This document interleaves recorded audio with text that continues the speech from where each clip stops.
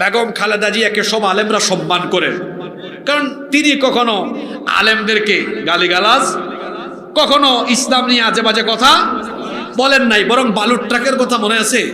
ওই যে যেদিন বালুর ট্রাক দিল, ওই দিন সন্ধ্যাবেলায় তিনি কি বললেন বক্তব্যে? যে আলেমদেরকে জেলে ভরেছে, বলে নাই? আলেমদেরকে নির্যাতন করছে, এই আলেমদের চোখের পানি একদিন এর জন্য গজব হয়ে আসবে। আসে নাই? আল্লাহর গজব করবে। আপনারা যা শুরু করে দিয়েছেন, কতগুলো আলেমকে হত্যা করেছেন, এতিমকে হত্যা করেছেন। এই মা বোনের কান্না, এই আলেম এতিমের কান্না, এই বিডিআর এর অফিসারদের ওয়াইফদের কান্না, এগুলি কি বৃথা যাবে? এগুলি কোনোদিনও বৃথা যাবে না। আজকে যারা এই জুলুম নির্যাতন করছেন, তাদেরকে এদের মতো একদিন চোখের পানি ফেলতে ফেলতে, মুছতে মুছতে তারা চোখ অন্ধ হয়ে যাবে। অত্যন্ত ভদ্র মহিলা, ভদ্র মানুষ, তাকে আপসহীন বলা হয়। সত্যি তিনি আপসহীন।